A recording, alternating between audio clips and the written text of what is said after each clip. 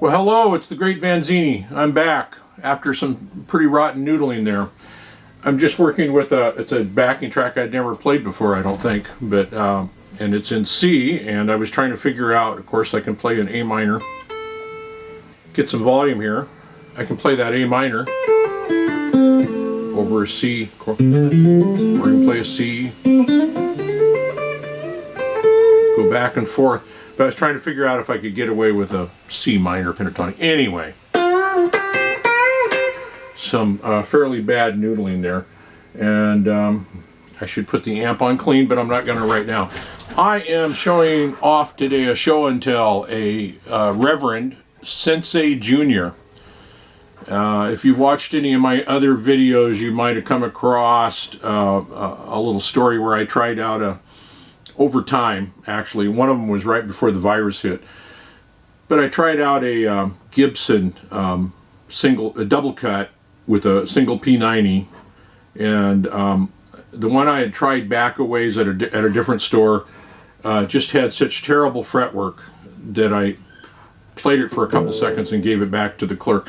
And then right before the virus, I was at my local big box store, and they pulled it down from the top shelf like it was some magical instrument. And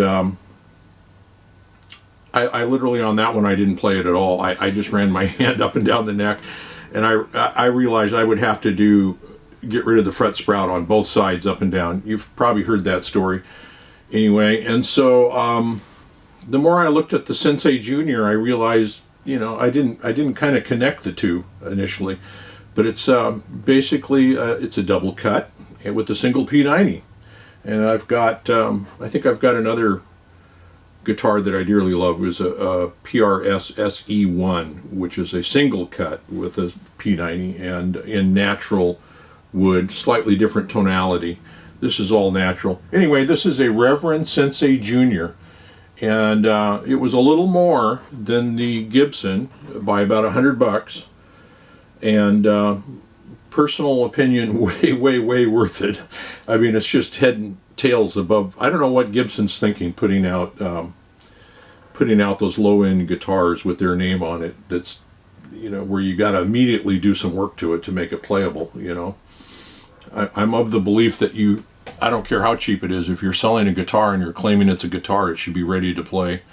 And so this just has great fretwork on it and everything. I can't tell you a whole lot about, this is my first Reverend that I've ever had with a P90, I think. Yeah, my others have either Revtrons or the humbuckers. And I love this pickup. This pickup is just great. Reverend always does a deal. I'm going to show it upside down. Reverend, I've had this for a little while now. I got this one from Wildwood because I kind of trusted darn Ken Haas, Greg Koch, all those guys.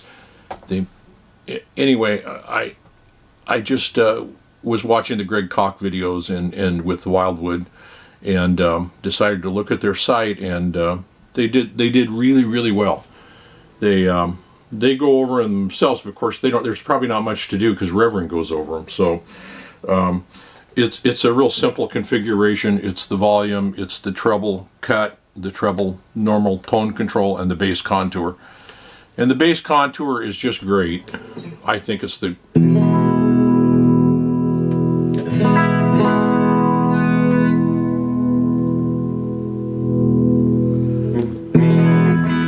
that might be a little too much. The bass contour is just great. If you think about a normal tone control, it's really a treble cut, right? It gives you treble. And when you back it off, it takes all that treble out, and you end up with all those kind of muddy, I always call them muddy mids, but I'm not even sure if they're mids. I mean, they're just, and it's that way on all guitars.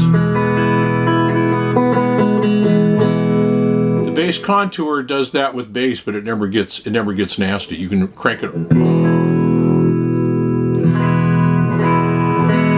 There's down all the way.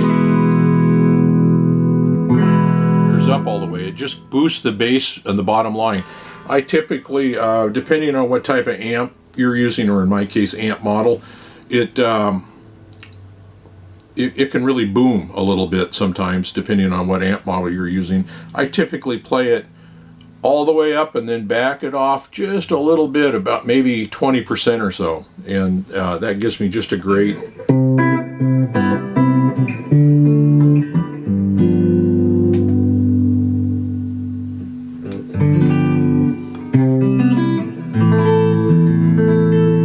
anyway. This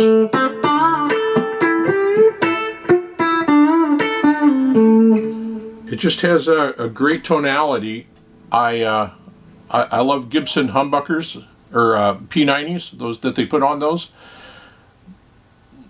But compared to this P90, I'll take this one all day long. It's just got a more P90 tone, for the lack of a better term. So let's look at the specs real quick. I guess I can't show you what it's like in the bridge or neck pickup, or I can only show you the bridge, right? So it's 24 3/4 scale. It's Pal Ferro fretboard. These are made out of Carina. The neck is called, and I all companies do this, they just have a medium oval. And it's kind of a, I don't know what you'd call it, a slightly flattened C to me. It's not a perfect C by any means. It's not that fully rounded. It's really, really nice. It's a 12-inch radius. The frets are medium jumbos. Dual action, head stock access, truss rod. The locking tuners. Reverend does this on all of their guitars. Locking tuners. And that's the way all companies should do that. I think. I have no argument against, I can't find any good argument against locking tuners. There's probably one out there, I don't know what. But, and the tone controls are the volume, what they call tone, and it's really, to me, I'm thinking of a regular tone control now more as a treble cut, as opposed to a tone control. And then the bass, they call it, sometimes they refer to it as a bass cut. I look at just the opposite. I think of it as a bass add-on, that it adds a little bottom end to your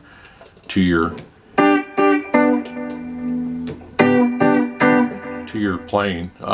You can buy a case for it. The case was extra, so that really raised the price up a little bit, but it's a cool case. It's a real retro black. It's like $120 for a hard shell case. The Gibson, I think it came with a gig bag, maybe. I don't recall. Anyway, what else can I tell you? This is going to be a short one with only one pickup, I guess. Yeah. Let me show you the map. Let me get up close and personal. I don't know. Yeah, we're not going to see that. Hey, wait a minute. I have lights I can change here and turn to white. No, that's not white.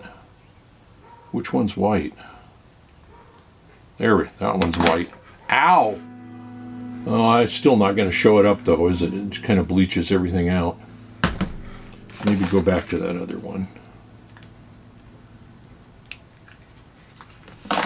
That looks like more, in the camera, that looks more like the color to me. It's just a very blonde wood.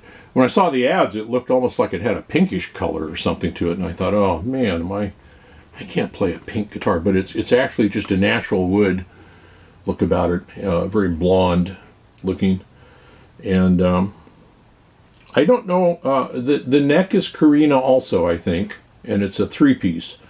And it's, of course, it is, get over here where you can see it, it's a set neck. So everything about this guitar, this is just the coolest little guitar there ever was, I think. And it has all those great features that Reverend offers. No rolling bridge because there's no Bigsby. But I actually don't see anything about, I mean, it's just a, what do you call those bridges? Is that a tune-o-matic? I don't know. It's adjustable. Each string is adjustable forward and backwards, and you can up and down it with screws on the side. But somebody in the comments can tell me. Anyway, what else can I tell you? It is just, it's a rocker, man. It is a rocker. And we'll see what we can take you out with here.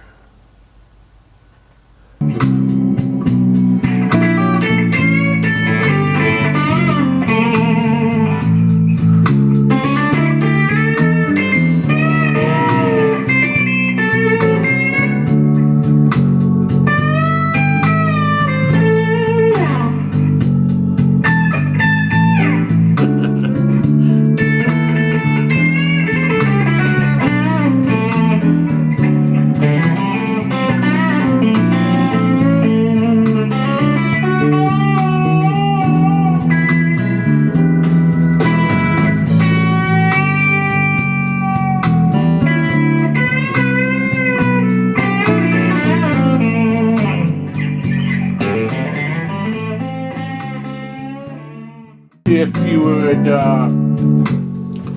like to subscribe, there's a little button down below to subscribe. There's a bell to hit for notifications. You can give me a thumbs up, give me a thumbs down, leave me a comment. I always enjoy comments about guitars and all that kind of stuff. So you know, feel free to leave a comment. I love to have the conversation, and I'll see you out there in the chats. Okay, you take care, be safe. And good night and good luck. Talk to you later. Bye.